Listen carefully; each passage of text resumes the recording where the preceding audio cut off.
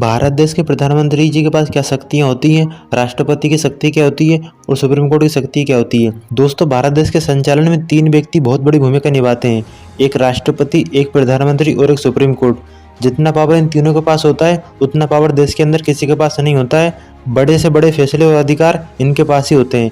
लेकिन क्या कभी आपने सोचा है कि इन तीनों के पास क्या क्या पावर होते हैं, कौन बड़ा होता है, कौन छोटा होता है, और प्रधानमंत्री, राष्ट्रपति, सुप्रीम कोर्ट के मजिस्ट्रेट की सैलरी कितनी होती है और सुविधा क्या क्या मिलती है। तो चलिए वीडियो के माध्यम से जानते हैं सब कुछ, जिसके लिए वीडियो क्लिक करके पूरा देखिएगा। भारत के राष्ट्रपति की शक्तियाँ और सुविधा क्या होती है।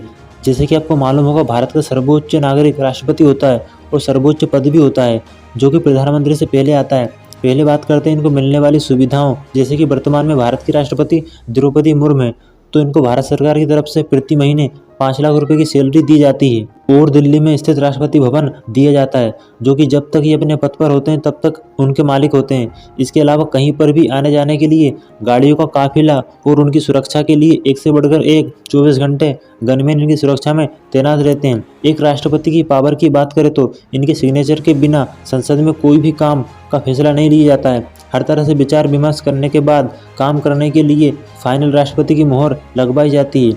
और संविधान के अनुच्छेद 72 के द्वारा यह भारत के किसी भी व्यक्ति की सजा माफ या कम कर सकते हैं। अगर सुप्रीम कोर्ट के द्वारा किसी व्यक्ति को फांसी की सजा भी दी जाती है तब भी उसको राष्ट्रपति रोक सकते हैं। ये पावर केवल भारत के राष्ट्रपति के पास ही होता है। इसके अलावा संविधान के अनुच्छेद 356 के तहत राष्ट्रपति किसी भी राज्य में राष्ट्रपति शासन लगा सकते हैं और संविधान के अनुच्छेद 352 के द्वारा देश में इमरजेंसी लगा सकते हैं। और वैसे भी संविधान के हिसाब से जो व्यक्ति राष्ट्रपति के पद पर होता है उसके पास देश के प्रधानमंत्री से भी ज़्यादा अधिकार और शक्तियाँ होती हैं। और अब आगे जानते हैं कि भारत देश में प्रधानमंत्री की शक्ति क्या होती है। वैसे तो देश का सर्वोच्च पद राष्ट्रपति का होता है, लेकिन फिर भी सभी लोग भारत में प्रधानमंत्री को सबसे ऊंचा मानते हैं और वहीं पर किसी काम को लेकर, किसी फैसले को लेकर सबसे ज़्यादा सुर्खी में प्रधानमंत्री रहते हैं। और अगर भारत के प्रधानमंत्री के पावर की बात करें तो कई सारे पावर होते हैं, जैसे कि उनके मंत्रिमंडल में कौन से व्यक्ति को कौन सा पद देना है, इस बात की सूची प्रधानमंत्री के द्वारा ही राष्ट्रपति को भेजी जाती है। उसके बाद मंत्रिमंडल कंप्लीट होता है और देश के प्रधानमंत्री के कंट्रोल में देश के सारे फोर्सेज, आर्मी वगैरह आते हैं।